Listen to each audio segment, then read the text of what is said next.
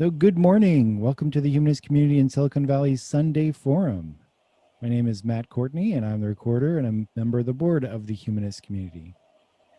The Humanist Community is a chapter of the American Humanist Association. Humanism is a reality-based philosophy of life that affirms our ability and responsibility to lead ethical lives of personal fulfillment that aspire to the greater good. We value freedom, health, happiness, fairness, compassion, and using science and reason to acquire and apply knowledge. Just a second. If these words describe your thinking, we invite you to become a member of the Humanist community if you've not already done so. Membership forms are available on our website, humanists.org. If you are listening for the first time, welcome, and we invite you to continue listening to our weekly forums and other events. You can find all our events listed on the website, humanists.org. Of course, please aid us in continuing to present these forums by donating to the Humanist community. You can find out how to donate to our organization, again, humanists.org. That's humanists plural. So our speaker today is Christine Hoffman, who will be discussing Wishing for a Better Future, the Unfortunate Destination of Many Recyclables.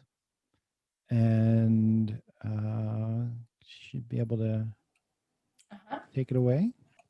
Thanks. So, today I'll be talking about sort of what I've learned about recycling. I've sort of been in my personal life trying to reduce sort of my plastic waste and try to buy things that are in packaging, for example, that can be more recyclable. But we'll talk about that later in the talk. So I'll sort of give you an overview of sort of how we got where we are and what things are more recyclable or less, and then what we can do at the end.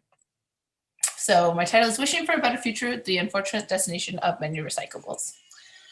So how did we get here? So many of you know that if you think about where we get most of our goods, if you go to the store, right, label often says made in China, right? Made in China. So we get a lot of our goods from China. They're sent over in these big shipping containers. So essentially our goods originate from there. A lot of them, not all of them, of course, but they originate there and they're sent to the US on ships, these big shipping containers. And then we consume whatever it is, and then we produce trash, garbage, right? Or you could say recycling, right? I made a picture. There's definitely a bunch of recycles in here. You can see like some pop cans and plastic containers that maybe are recyclable and cardboard. But essentially, we're not very good at recycling, and we most people don't follow their local rules, which are also very confusing. And so it's often very contaminated, and we used to just end up throwing that recycling, or essentially garbage, this mixed waste, back into the shipping containers, and it would travel all the way back across the ocean to China. So this was actually the most economical solution for a long time, because these shipping containers that would come to the US containing a bunch of goods, they were destined back for China anyway. And so instead of heading back empty, we sent back all of our sort of mixed garbage recycling trash. And it could be sorted over there really cheap, because labor is cheaper, and it benefited China for a long time because they could get things that they don't really have a domestic supply for. For example, they don't have softwood lumber, so they would particularly take a lot of our paper products and recycle those, and then create their own paper products to be used there. Because we would have, maybe the US, we would have paper products maybe sourced domestically that were created, and then they would end up in recycling and going over there. And so it was actually cheaper to send recycling back in these like cargo ships to China than it was to send it from even to Los Angeles to nearby Arizona, which I thought was very striking. Like, wow, that's amazing. So it was really that like there was almost no way that we could compete domestically to process our recycling because it was just so cheap to send it to China. Well, then China, as you know, a few years back, they stopped accepting all plastic from the US. And so this is where I want to sort of segue in a little bit, since not everyone might know, but not all recyclables are the same. So I want to sort of talk about what recyclables are better and worse, and then what changed, like what triggered China to not accept our recycling anymore. So you have aluminum and glass, and those are I kind of think of those as like the better recyclables because they're actually indefinitely recyclable. That's what we call indefinitely recyclable. You can take an aluminum can, you can melt it down and make it an aluminum can sort of an infinite number of times. And the aluminum doesn't degrade in quality or anything like that. And the same is true for glass. And so if you want to talk about sort of really recyclable in terms of creating the same product from an old project, aluminum and glass are infinitely recyclable. They're good choices. They do have so glass in particular has some downsides, is that it often breaks and then it becomes a contaminant in the recycling stream. And this is particularly true if you have a single waste bin, like a mixed waste bin, a single blue bin where you toss everything in, then glass sort of gets jumbled around and it can often get broken. And then it's very hard to separate those shards out from everything else in the recycling bin. And so the glass jars are a great choice, like your pasta jars, but because glass theoretically is indefinitely recyclable, but it can often be a contaminant if it breaks. So aluminum, if you're looking for something that you can almost be sure that it'll be recycled, it's aluminum. It's light, it's easy to transport, so it reduces your the sort of environmental footprint there, and it's high value. It's on the recycle market, it's a really high value. It can be easily, as I said, transformed into another aluminum can. So try to buy stuff in aluminum cans if you can. And other things that you set in your recycling bin that can be recycled, or you expect them to be recycled, are sort of paper. We have paper mills domestically in the U.S. that can recycle paper. And I was reading about this, something like they recycle it until the fibers of the paper sort of get shorter. They get shorter and shorter as you recycle them, but they can be recycled a certain number of times. It's definitely not indefinitely. You can't recycle it an indefinite number of times, but they are recyclable, and they're compostable. Like at the end of their life, if you're not able to recycle them anymore, a cardboard box will decompose like really rather quickly in a few years. So I just wanted to make a quick note on glass. So even though aluminum, glass, paper, cardboard, so those are the best bets like that you can assume are recycled in the US.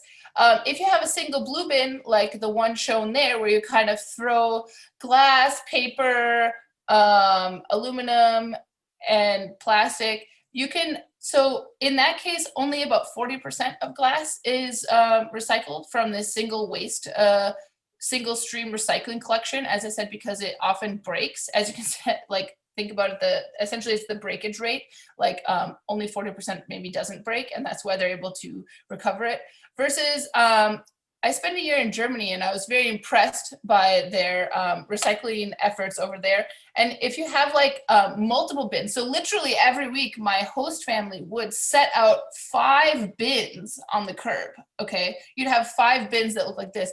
And so this one's like Restmüll, that's the like sort of any trash that doesn't fit in these other ones, but I have another picture that has it a little bit better. So you have paper, plastic, glass, metal, and then Restmüll in the middle. That's sort of everything else that doesn't fit in one of these 5. And actually, they also have compost. So I think there was actually 6 different bins that you could always put.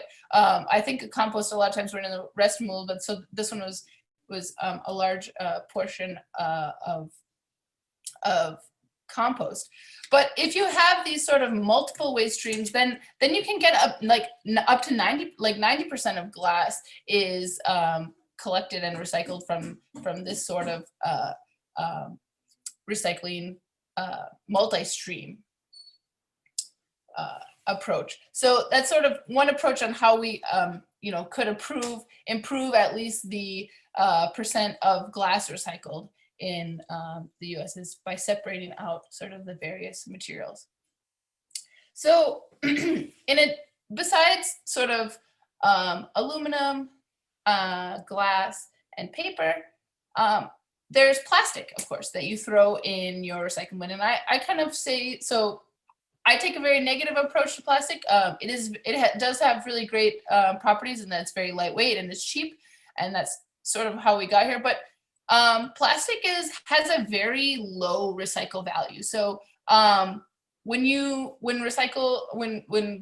plastic is sold to be recycled, the recycling process is very intensive, and it takes a lot of money, and the sheer cost of that and also the final output is just really not worth the money. So overall, out of all the plastic that's been created, less than 10% has ever been recycled. It's around like 9% now.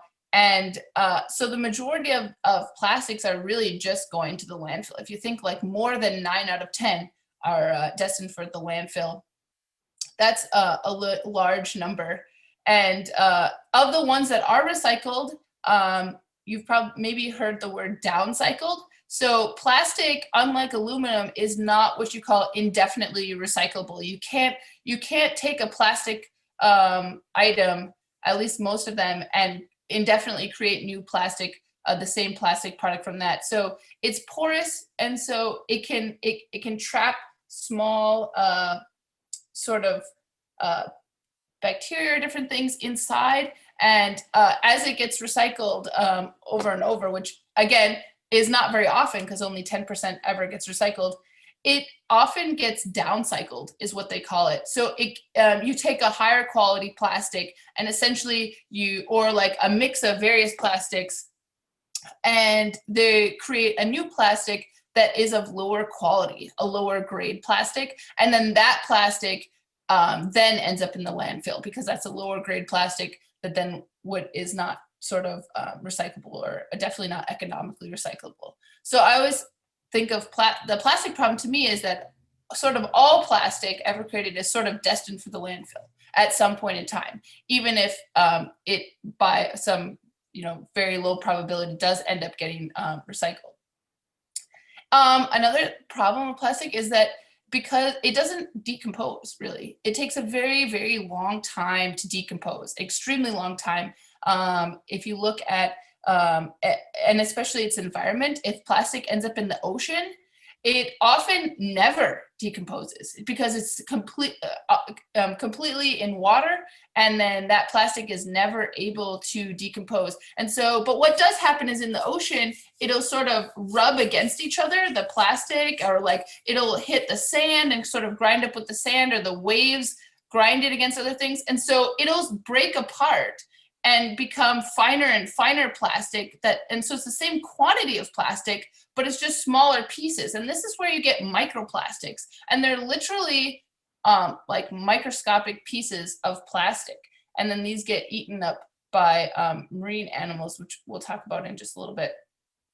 And plastic is made out of toxins, and it leaches these toxins into whatever it holds. So the fact that it holds, we're able to buy plastic bottles of soda is kind of a mystery to me. So a lot of these some of these are known, and sort of what I think is in the future will be known. And of course you have the plastic petroleum companies always against this research. So, but BPA, right? That's one example. A lot of times you'll see like bisphenol A free or BPA free bottles.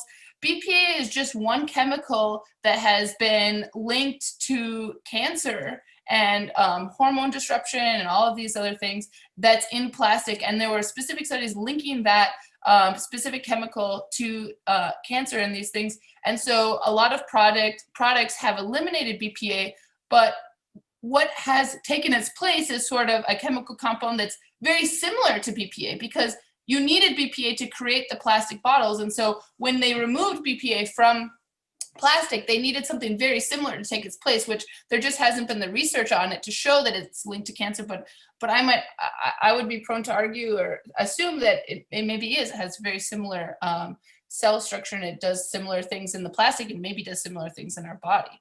So these are just some things that sort of contribute to what I call the big plastic problem, and what we need to shift away from and get to those other more indefinitely recyclable or compostable materials. So this is sort of what changed in terms of why China stopped taking our recyclables. So if you look over time, in 1960, if you look at just the composition, I know this is kind of confusing, you can see that, so the plastics, they're in this yellow color here, right? There was almost no plastics at that time. If you look, it was 390,000 tons, okay? So it was less than half a million tons of plastic produced in 1960, and all the rest were sort of things that are indefinitely recyclable or compostable, like glass, paper and cardboard, food, right, which is compostable, metals, inorganic waste, I suppose. So you have some of those, rubber and leather. Maybe some of these are more problematic, but in general, and we had also a lot less waste if you look at the quantity. And then, fast forward to 2018, right? We in the US are generating like over 35 million tons of plastic a year. That's a huge number. This is per year. This is just generation of plastic. And so, and as I mentioned, our the amount that we consume, our sort of the amount of garbage that we create every year has also dramatically increased. In 1960, people were only generating 2.68 pounds of trash per day, okay? And then in 2000, that increased to 4.74 pounds of trash per day. So you might have thought that maybe this rise in trash was contributed to the population increase or something like that, but that's actually not true. You can see that the majority is likely linked to just the sheer amount of trash that we generate per day, per person, in just a short amount of time. This is 40 years. If you think about this, it's not quite double, but it's you know, we're nearing almost double the amount of waste generated per person in just a 40-year span, which is very fast.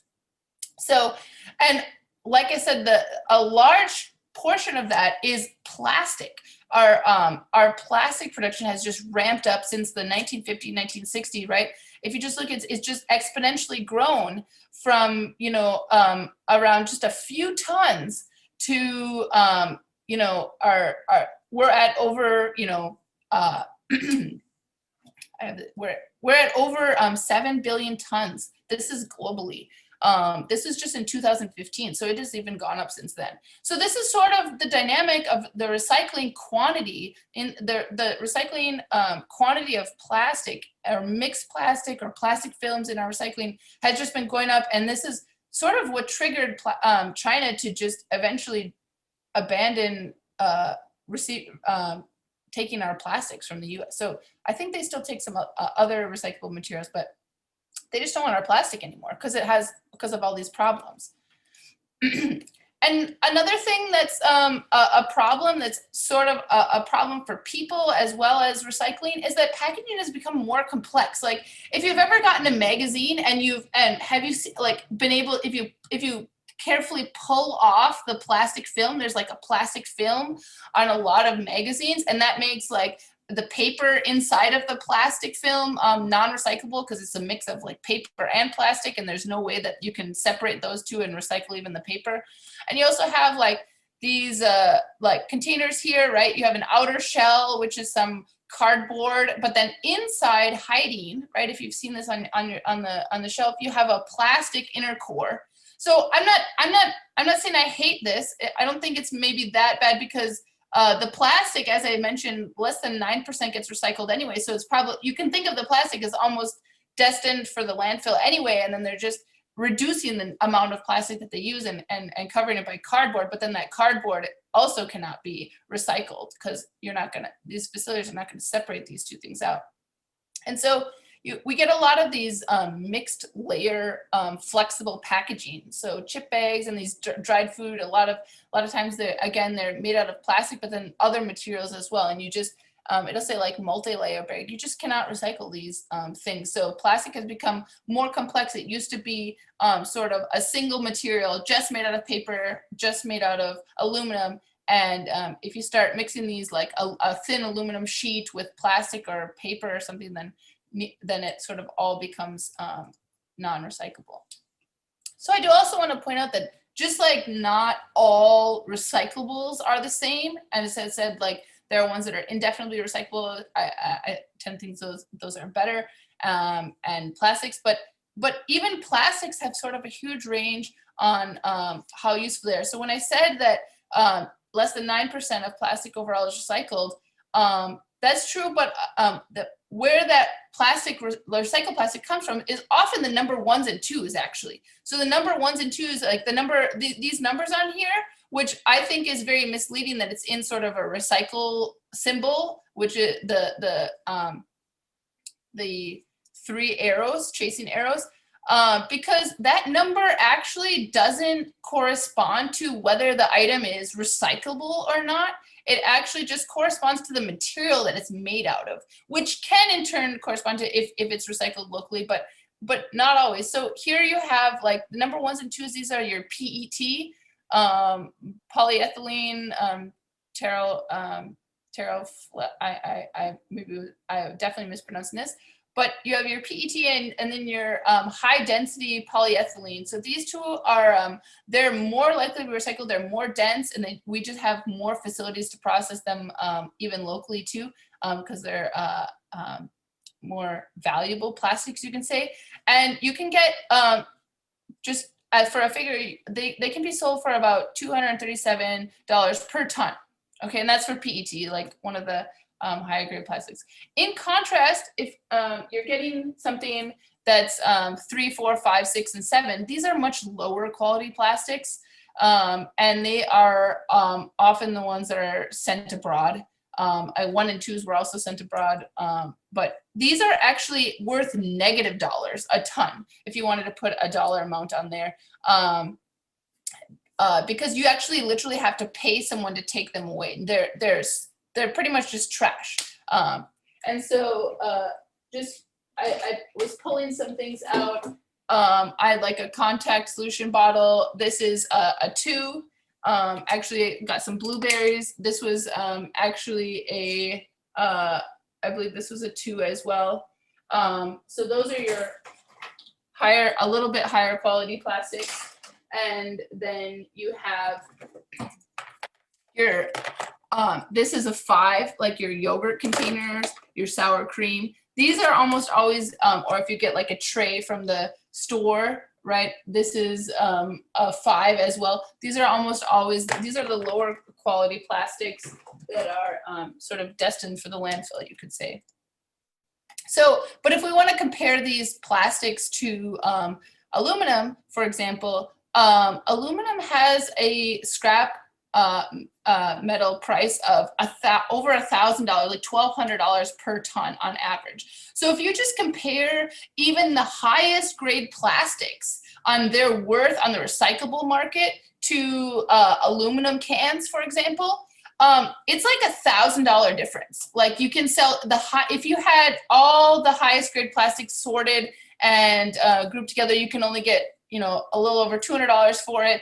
And on comparison, you can get over $1,200 for aluminum. So this is sort of the huge gap in what's being recycled, like what's sort of recyclable and what it's worth and what's being generated. Because if you go back to the graph, you've probably seen it, a lot of aluminum, you know, we had a lot more aluminum cans or things that come in aluminum, and now it's being replaced by these plastic bottles, right? Because it's cheaper for the companies. If aluminum scrap metal is more expensive, then for companies to buy that aluminum scrap metal and create aluminum cans is also going to be more expensive for the company. versus putting it in a cheap number one or number two, even the highest quality plastic. So it's sort of incentivizing companies to package in plastic, even though it's not, doesn't have any recycle value really. So, and then since China stopped accepting plastic, it now costs like $125 a ton to recycle the plastic, because again, it's it costs money to recycle it, and that clean it, wash it, grind it, form an engineered plastic, versus it costs just $68 a ton to incinerate it. So we're just putting more, even more plastic in the landfill, or just burning it up and putting that into our air. So you'll see these articles have surfaced a lot since China stopped accepting our waste, like U.S. recycling industry is struggling to figure out a future without China, and where will your plastic trash go now that China doesn't want it, right? All this various just plastic waste, plastic trash, essentially destined for landfill. But we're still, despite China not taking our plastic waste, we're still one of the largest generators of plastic waste. So here's the US, right, in this really dark green. So we're generating this waste, and I almost want to think that we're generating even more than this, because as I said, a lot of our plastic products are coming from China, and I think this is probably just generation in I don't know if it includes our imports of plastic, is what I'm saying, but sort of US and China are the biggest generators of waste. And then since China doesn't accept our plastic anymore, we're still sending a lot of that plastic abroad, since again we don't have the ability to process it domestically. So we're just shipping that plastic waste to other Southeast Asian countries, and instead of China, it's now the Philippines, it's Thailand, it's Vietnam, Malaysia. And I think one of the biggest sort of problems of this is that these countries that we're sending it to, we're sending to them because they're willing to take it, essentially. It's getting the burden off of our hands, and we don't have a place to, we can't deal with all of that plastic domestically. But then these countries, actually, they don't have the proper recycling facilities. And so they end up, say, burning the plastic, which releases a lot of toxic fumes. And they, of course, do it not in a incinerator that has a filter and all that kind of stuff. But they're contaminating their own air, and a lot of times their own oceans, which essentially, if you think about it, we're polluting the ocean, but from a different shore. So our dumping destinations, as I said, there are other Southeast Asian countries.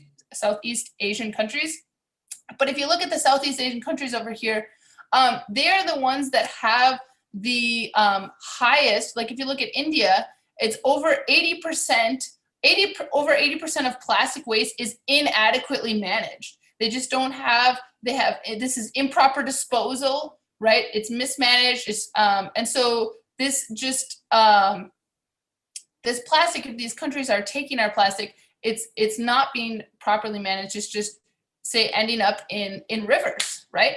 So you look at plastic pollution in the ocean and what rivers is coming from. Well, it's the plastic input from the top 20 rivers. Number one is from China, and then we have India, China, Nigeria, Indonesia, Brazil, Philippines, right? Again, I said we were sending a lot of trash to Philippines, Myanmar, Indonesia, Vietnam. So in my opinion, we're sending our plastic trash, and we're just sort of polluting the ocean or these rivers from a different shore of the ocean. So this is essentially our garbage from another shore. It's ended up in the ocean still. Like, we're not dumping it off the coast of California, but we almost might as well be, right? If we're sending it to countries that can't manage it, they just don't have the ability to process it. So it's just contaminated over there and ended up in our oceans. And I don't have to, I'm sure you guys have all seen the gut-wrenching photos that plastic ending up in our oceans, right? How it's affecting sea life. You have like, birds mistaking this for food, or there's a lot of times food stuck to the plastic, right? And so they'll mistake the whole thing for food and they'll eat it, and and their bodies just can't break this down, and it ends up killing them. Same with these whales, right? You just hear of whales being beached and they have like a ton of plastic in their stomachs. And then you have, it's just negatively affecting almost every species on the planet, I would say, and particularly in our oceans, because that's where it's ending up.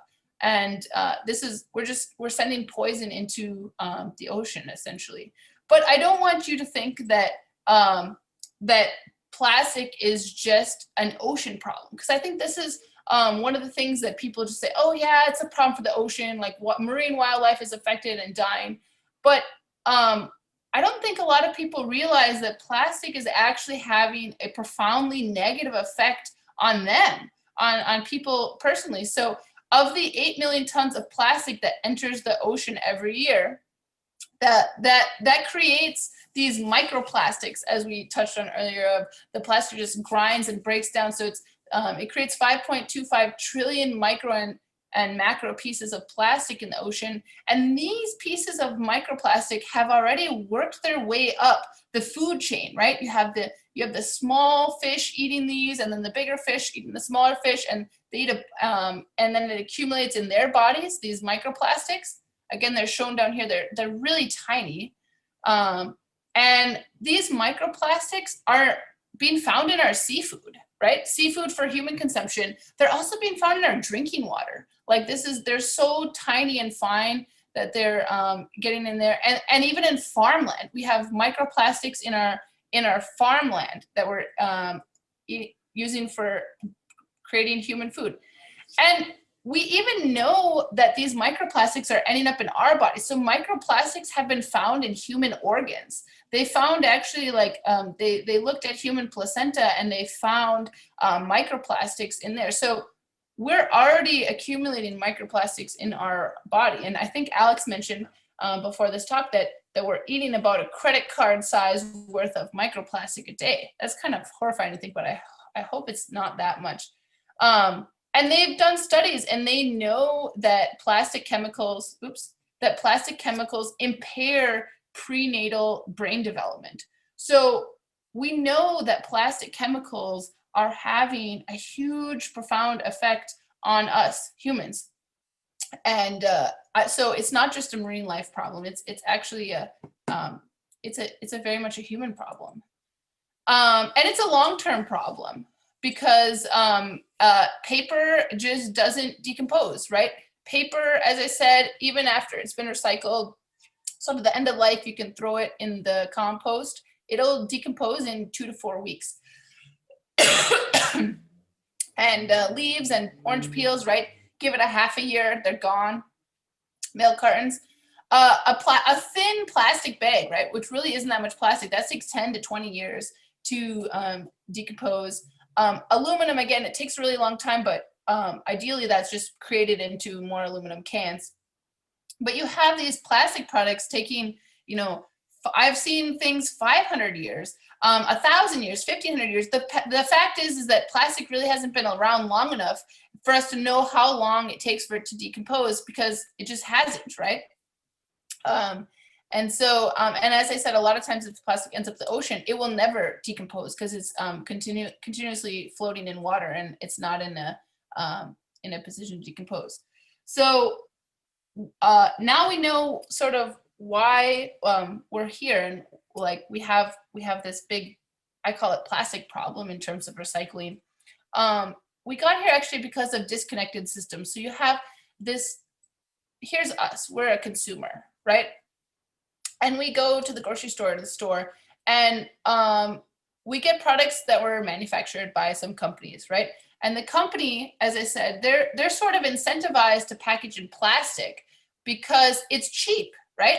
If you're just going to give something to someone else, and give your product, right, and it has to be packaged in something, you want to package in the cheapest packaging material possible to maximize your profit, right?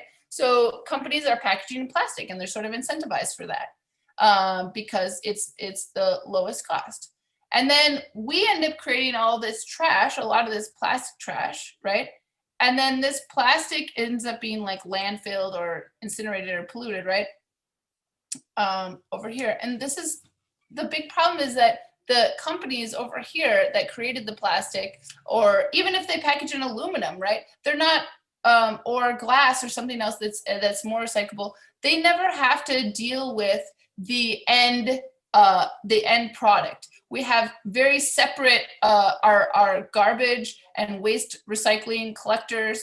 They are completely disconnected from our companies that are producing this waste. And so when we have this, now we have a much larger portion of plastic in our recycling, which is really not recyclable, or very, it has very low recyclable recycle value.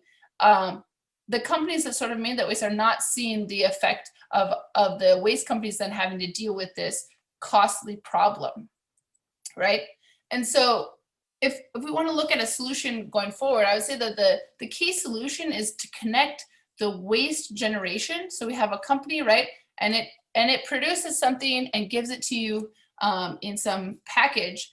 And then after we're done using whatever product it is, whatever's left over, any waste, you can say, hopefully it's recyclable, that should actually go back to the company.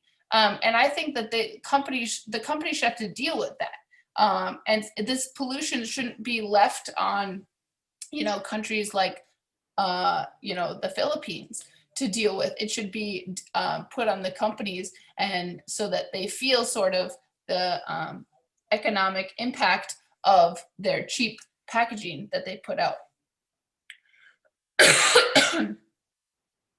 So I don't want to discourage you from recycling, because that is sort of the best thing that we have so far. And if you do look at composting, recycling and composting rates, since it was recycling was first introduced, we have increased the amount of other products that we recycle. So if you look at the paper and paperboard, right, we're now recycling in 2018 around 68%, right, which is pretty good. I mean, there could be improvement.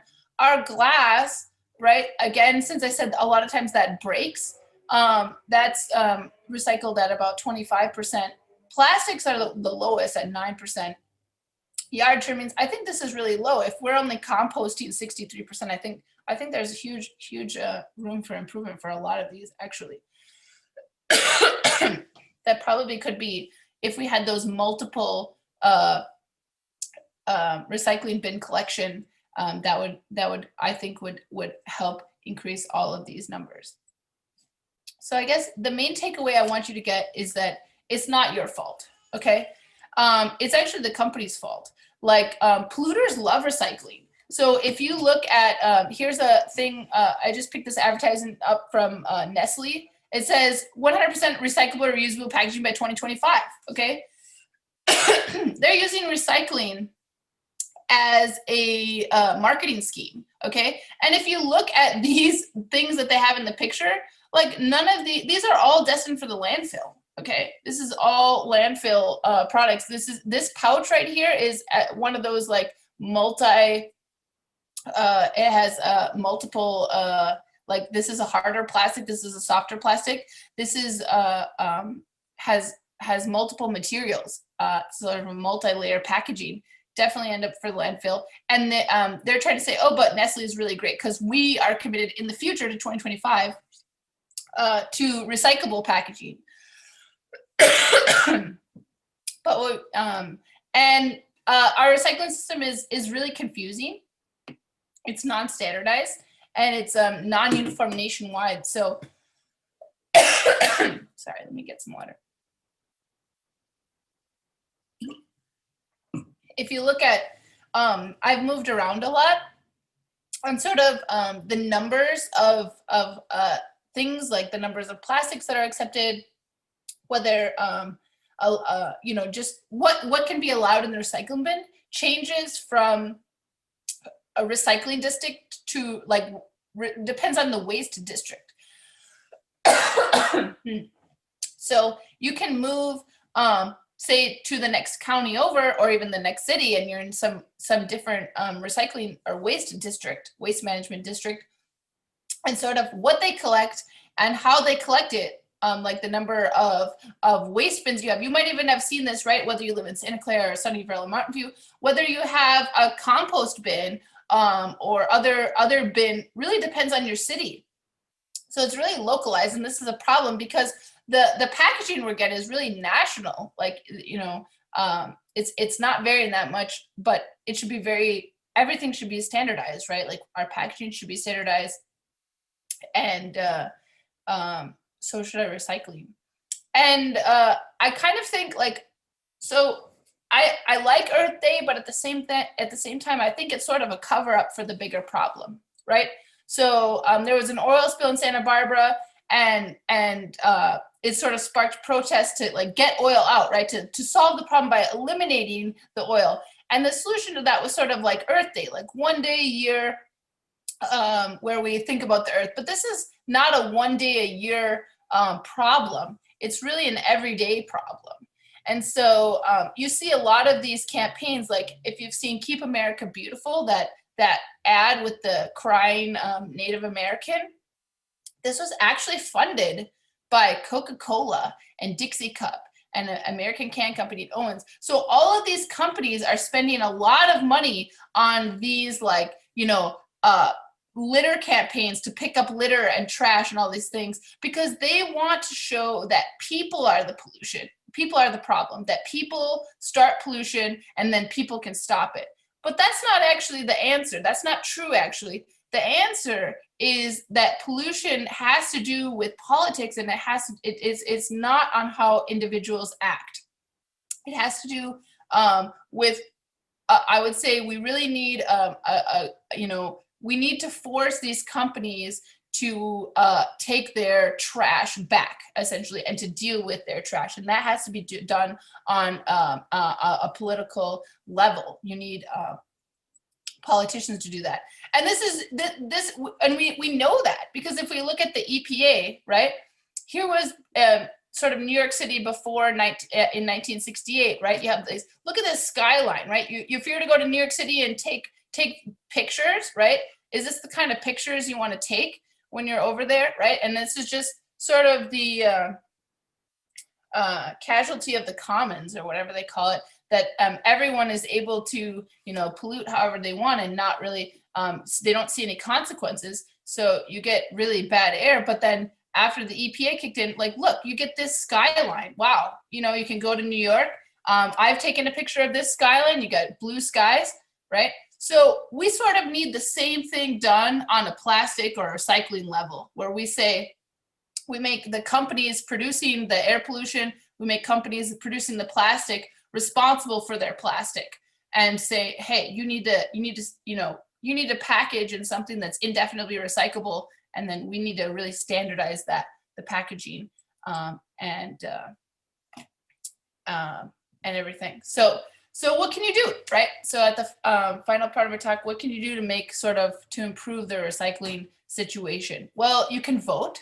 Write to your elected officials. Right now, there's actually a Break Free from Plastic Pollution Act. Okay, I have that like up here, and it was introduced in the Senate. Okay, it's a bill to amend the Solid Waste Disposal Act to reduce the production and use of single-use plastic products and packaging. All right, to improve the responsibility of producers in the design,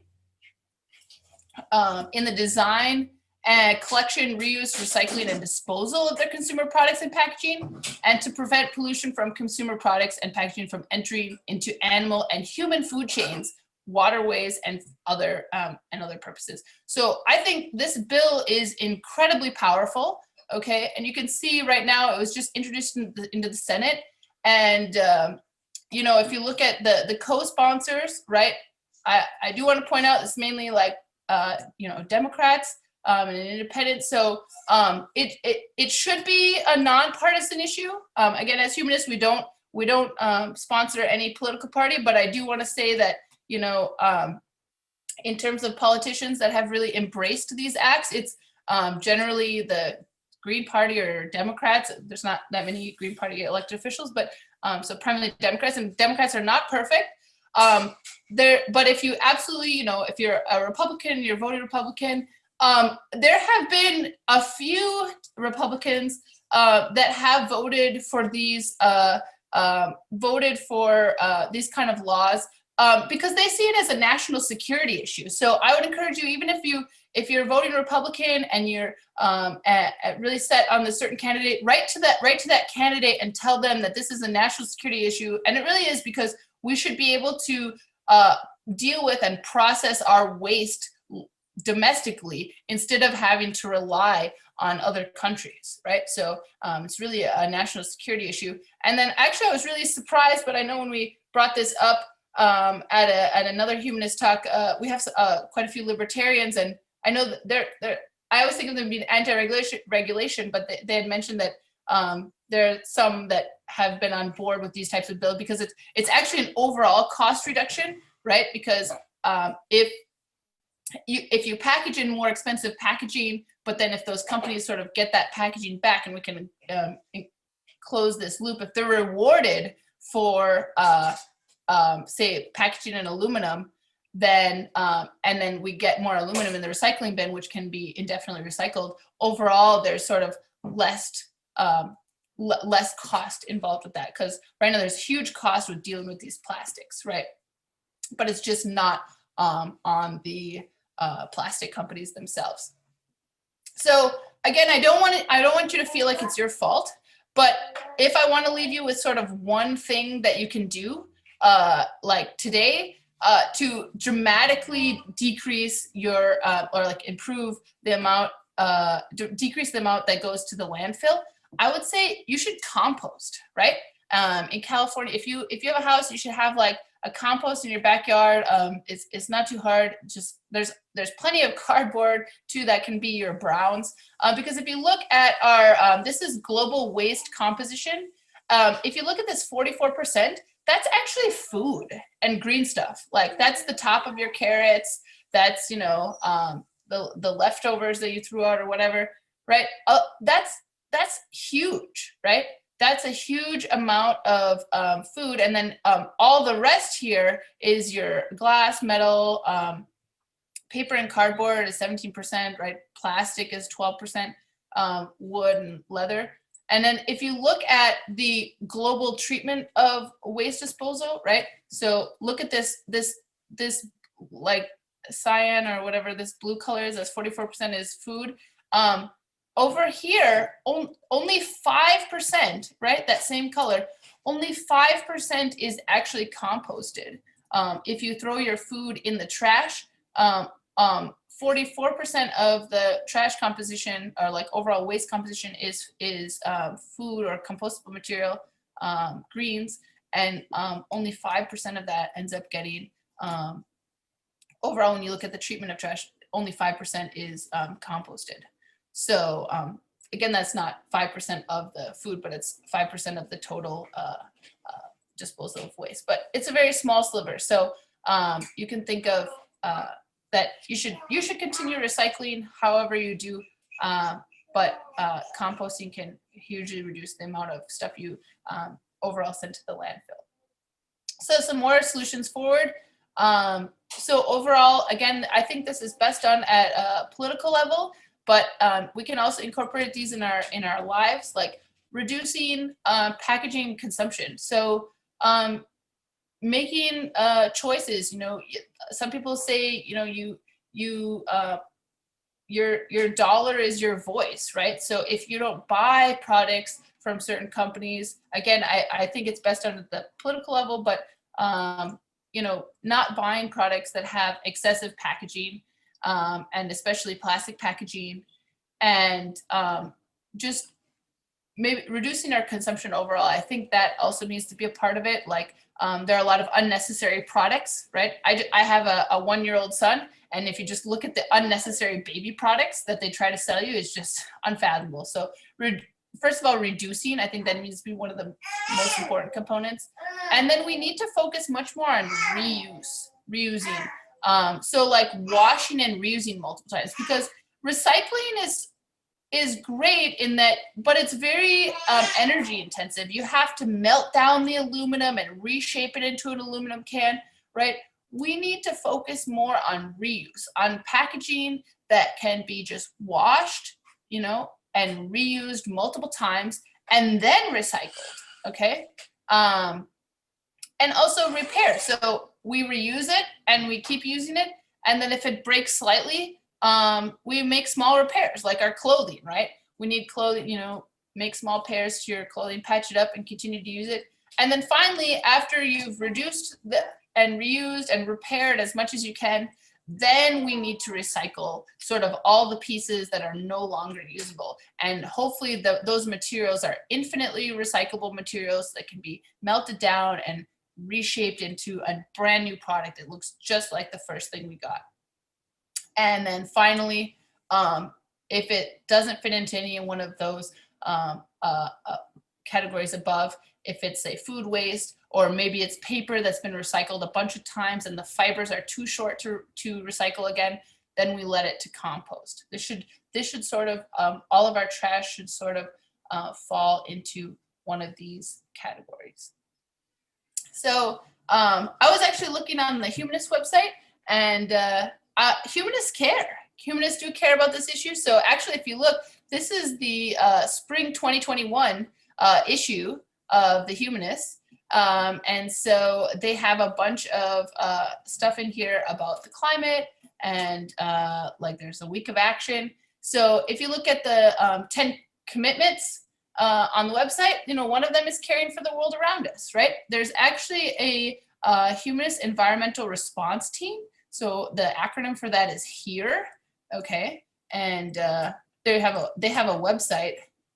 You can go there if you want to,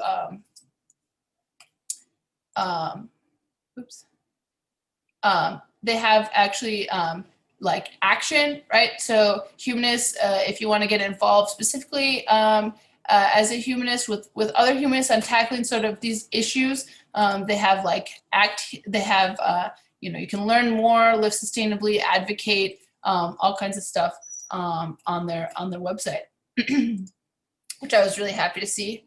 And finally, again, I don't want to feel like it's your fault, but if you want to decrease your personal plastic use or your waste generation, if there's two sort of areas you want to focus on, it's these top two up here, because this is like plastic waste generation by industry sector. Packaging is the biggest culprit, right? So and I think this needs to be tackled at government level, making sure that because even I, as a conscious consumer, a lot of times it's impossible to find items that are not packaged in plastic. Like if I want to buy blueberries, they're always packaged in a plastic carton. And then so this is containers like food packaging. And the second one is textiles. So if you buy something, just look at the tag. Is it made with polyester, rayon, vinyl, olefin? These are all actually names for plastic. You're wearing plastic right now, probably. If you look at your clothes, try to get like 100% cotton or maybe wool or something. But your clothes are also sort of destined for a landfill. All right, and then I was gonna play a game like Let's Recycle This, but I think let's look at time. Yeah, I think we're like out of time. I also saw that there were some comments on the chat, but I'll stop screen sharing right now and open it up to questions if you guys would like. All right, if anybody has a question, you can use the raise hand feature in Zoom. I didn't see any specific questions in the chat. There's a lot of links for further information.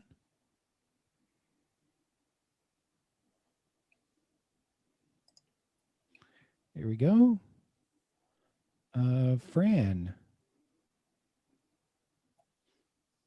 Can you unmute yourselves? It's actually Jim. Oh, Jim. Yeah.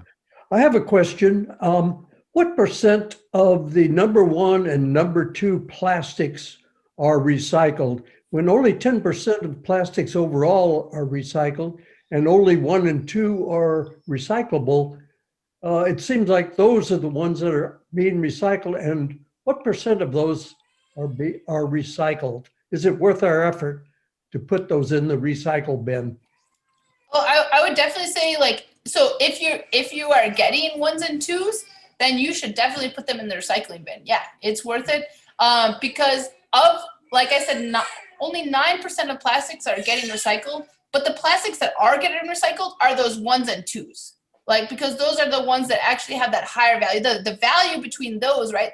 Those can be sold for over like $200 a ton, which is, again, not that much. It's not very valuable, but it's way more than the other ones that they literally have to pay someone to remove and take away. So those, the 3 through 7s, those are most likely being incinerated because they're just literally useless. Like, no one's going to try and transform those into new, like some other plastic material.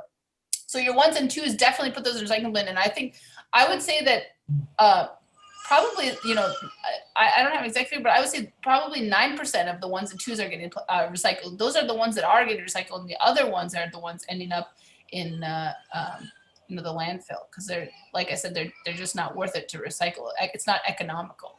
So yeah, definitely keep putting your 1s and 2s in the recycling bin. Bill Gates has a solution to the recycling problem. He says simply have the virgin plastic manufacturers increase the prices of their small white pellets that are the plastics used to produce other products. If they raise those prices, then that would make recyclable plastics valuable enough to be recycled. It seems like a simple solution, but of course, it probably would be put into effect. I don't see it solving sort of the other problems of plastic though. So a lot of people know this plastic is made out of petroleum, right? It's actually it's also the number of gallons required to produce a single thing of plastic. I don't have the numbers. I have to look it up. I could have included that. It's just unfathomable. It takes like just a large, it's very water intensive, very like petroleum intensive for creation of new plastic. But the recycling process of plastic is also actually very, very water intensive. So if we're looking at the, it has to be cleaned, very well cleaned. And as I said, plastic is sort of porous, so it traps a bunch of stuff. I think the problem is deeper than that. I think that definitely raising the cost of virgin plastic is one.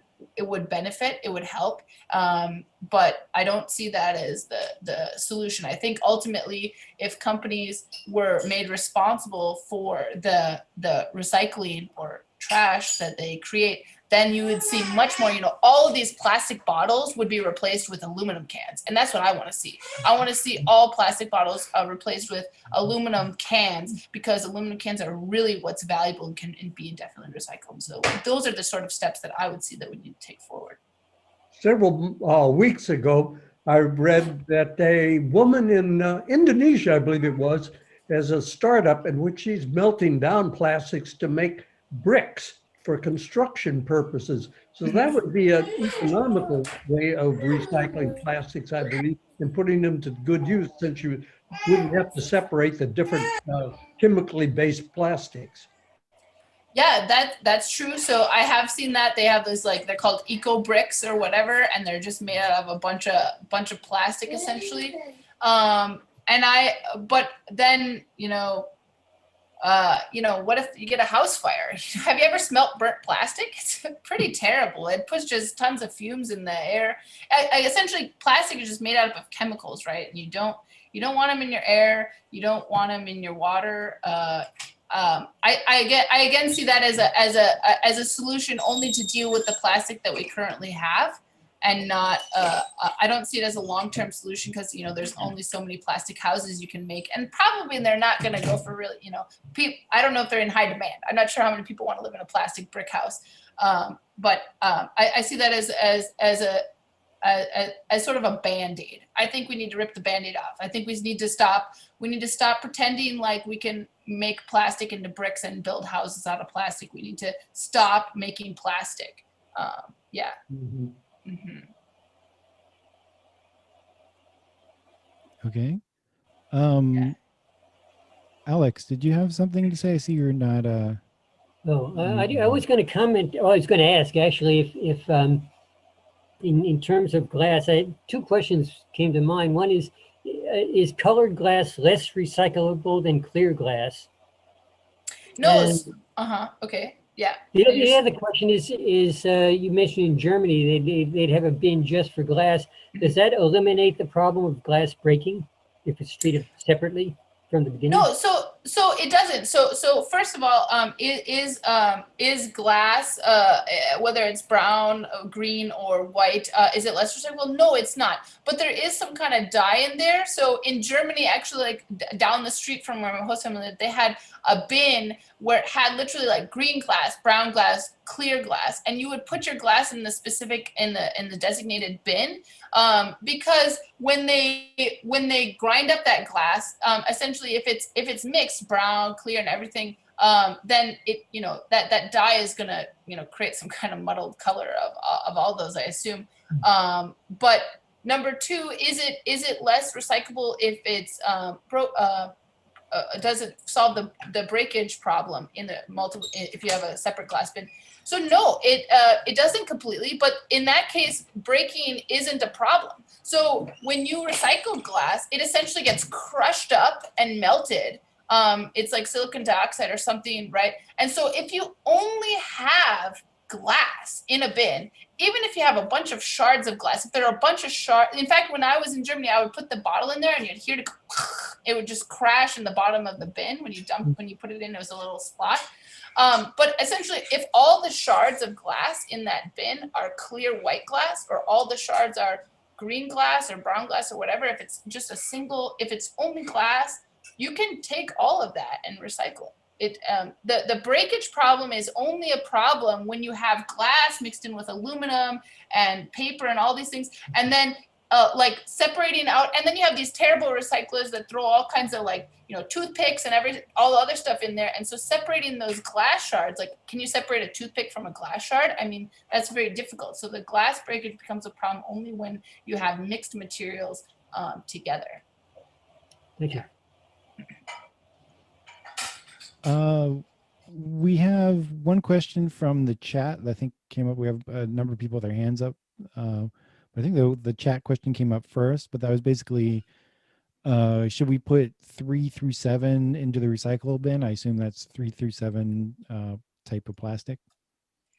Yeah, so again, this depends on where you live. So I just looked up Santa Clara, where I am. So, and they do accept all kinds of, where did it say? Plastic, so paper, they take all kinds of stuff, glass, plastic. So again, this is just one reason of why it's so confusing. So they take 1 through 7, but they don't take 6. So I guess 6 is maybe that's styrofoam. I'd have to look. And so and this varies. I'm just showing you Santa Clara, but this is sort of misleading. I don't want to mislead you wherever you live, because these rules, like what numbers, some places only take 1 and 2. Some places take 1, 2, and maybe one of these other, a single number from 3 through 7 or something that they somehow process or something. But it really depends on where you live. Like Santa Clara and Mountain View, or some other place. It can vary, and I've lived in places where they don't take any plastic, or they just take 1s and 2s. It literally varies from place to place, and you live. So whether you throw 3 through 7 in the bin or not depends on where you live. But then even though you throw it in the bin, whether that's actually recycled is sort of a different story. Yeah. Okay. Celso. You're on mute.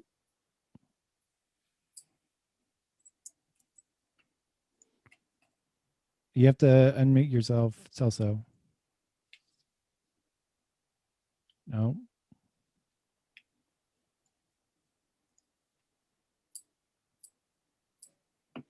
We can't hear you, Celso.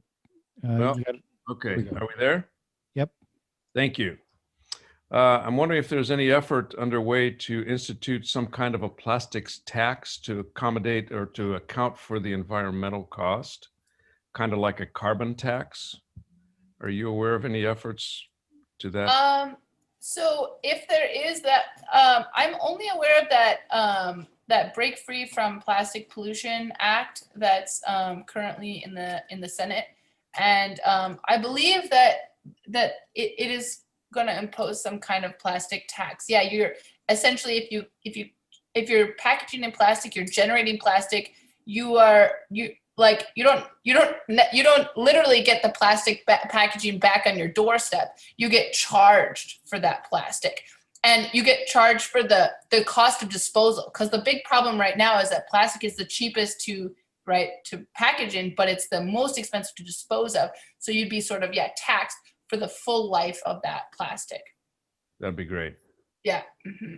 So please contact all of your representatives and tell them to vote for the Break Free from Plastic Pollution Act. Yeah. Okay. Dana and Jerry.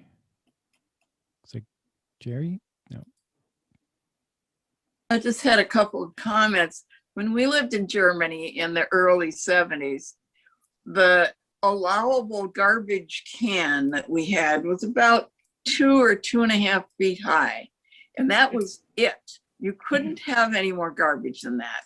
And if you had to get on top of it and stomp it in order to get it to fit in, you had to do that because that was it. So I think the other comment I wanted to make was, I guess one way to avoid the packaging would be to try to shop for food that isn't packaged. Like, go to a store that most of the produce and things, you could either get it from a bin or whatever. I also remember when we first went to Germany, I went to the store and I bought some food, most of which I couldn't even recognize. And I got up to the checkout and the girl checked it out and shoved it over to me. And I said, what am I supposed to do with this? She said, well, madame, whatever, Frau, you need to bring a basket or your own bag, handbag to put it in. Mm-hmm. And so everyone carried these things. It was like a cloth handbag for shopping. So I think the trouble is, what's the problem, I think, in this country is we want convenience. We want small amounts. We don't want to buy large amounts of things because we often can't use them up or we don't have enough storage space. So we buy little small amounts, and then everything is packaged in the most difficult packaging you could imagine. I mean, a lot of these things you can't get open without some kind of implement. You need a scissors and a knife and maybe even a hatchet sometimes to get some of these packages open. And I think it would really be wonderful not to have to do that. So thank you for a very, very interesting presentation. Yeah, no, I totally agree. And I always use the example of soap. So if you buy a single bar of soap, there's a thin plastic film on the outside, right? You take that off, that's destined for the landfill. Then you have a cardboard box, typically, we take that out, right? And then on the inside, sometimes the soap is still inside of a plastic pouch, right? So, and think about soap, right? Soap is supposed to, why does it need so much packaging? So when I was younger, my mom bought a cardboard box of soap, and it just had a bunch of loose bars of soap in there. Why don't we have that? Why is everything so excessively packaged in the US? We need to make the companies responsible for their packaging, because it's almost impossible to buy soap, again, without that plastic film, the cardboard box, and then inside the soap in a plastic pouch, right? So it's really at the governmental level. I see that, and in Germany you'll see that, they'll have an empty cart, and I actually see that it's more efficient. They just check it out and they put it in an empty cart, and if you don't, you bag it in your car, or you just reel that cart out. So as you said, people want convenience in the US. They want those plastic bags, but in other countries, they just don't offer it. Again, it comes down to regulation. They don't allow the stores to offer bags. You just have to, learn how to bring your own, right? So it's definitely on a governmental level.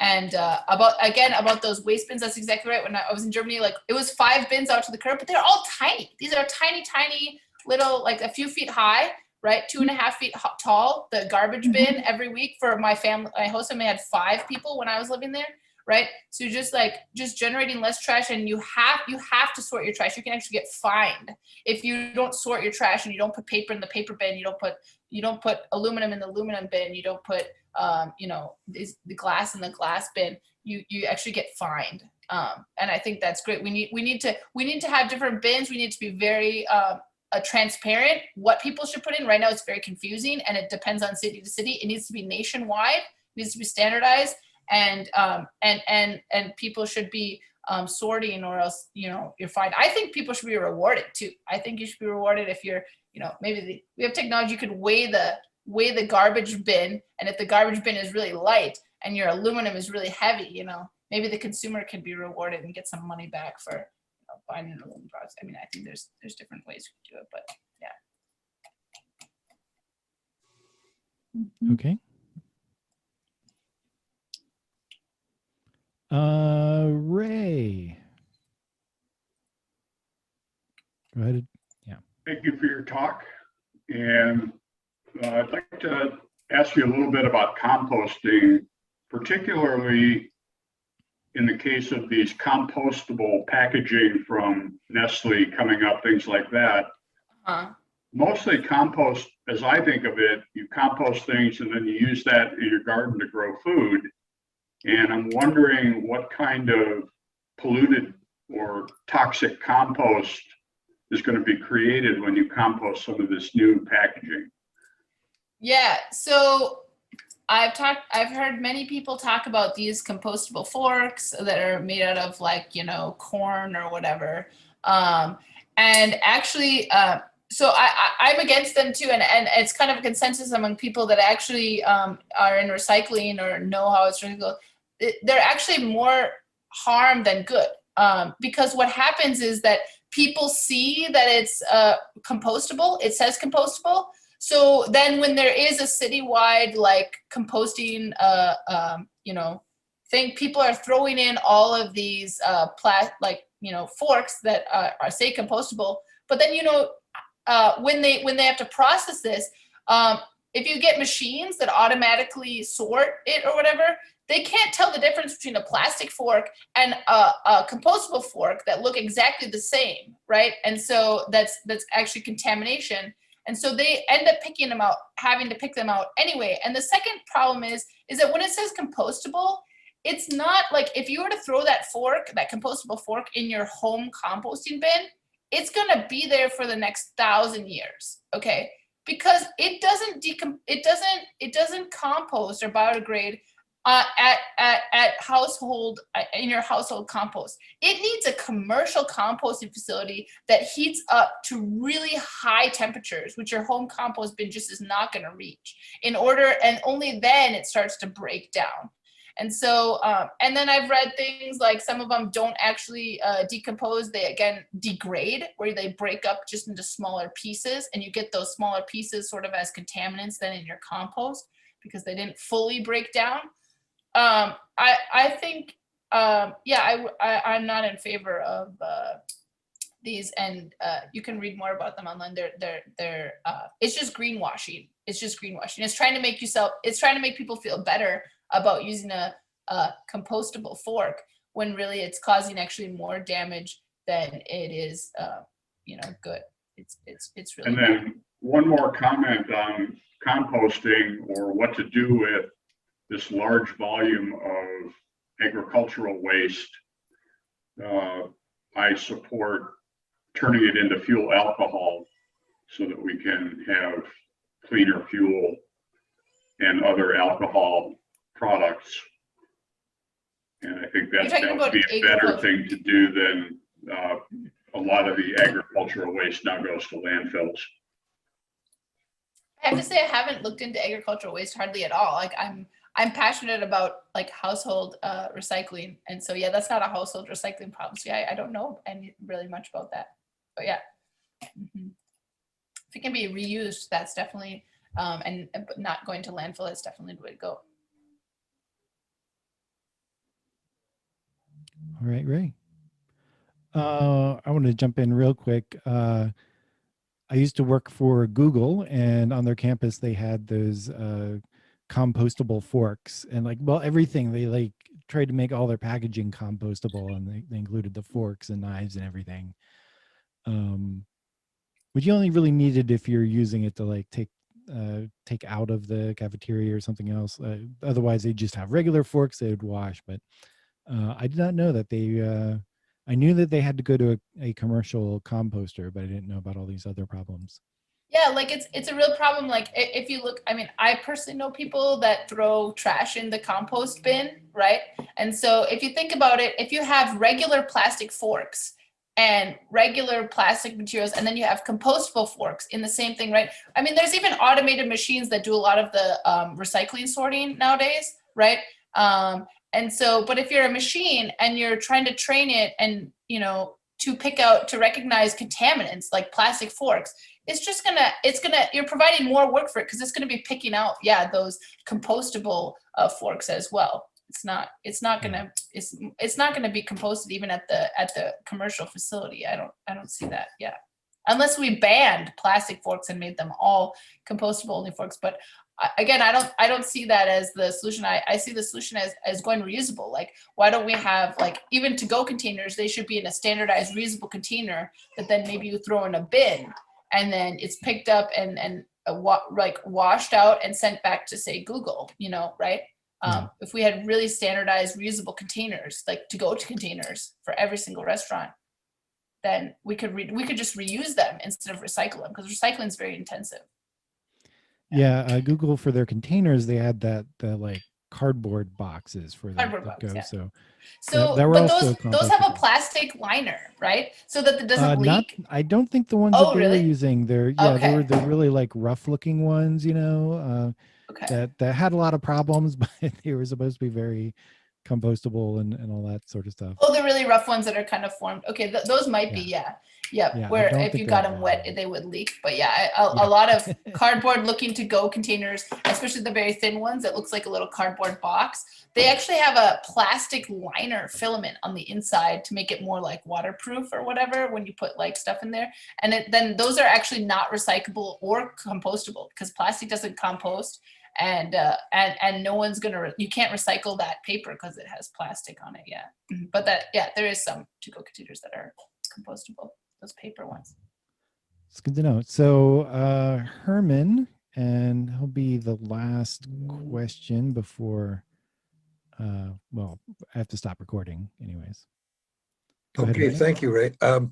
I learned recently that paint cans that you have lying around from a paint job you did 5 years ago, which didn't use all the paint, that these cans can be dropped off at paint stores at no cost and they will take them. But I'm not sure what they do with them. Do you happen to know what happens to paint cans that you drop off at no cost at paint stores? I actually don't know what happens to them. That's a good question. You could Google it or ask someone at one of those paint stores, I guess. Yeah. That's what I'm going to do.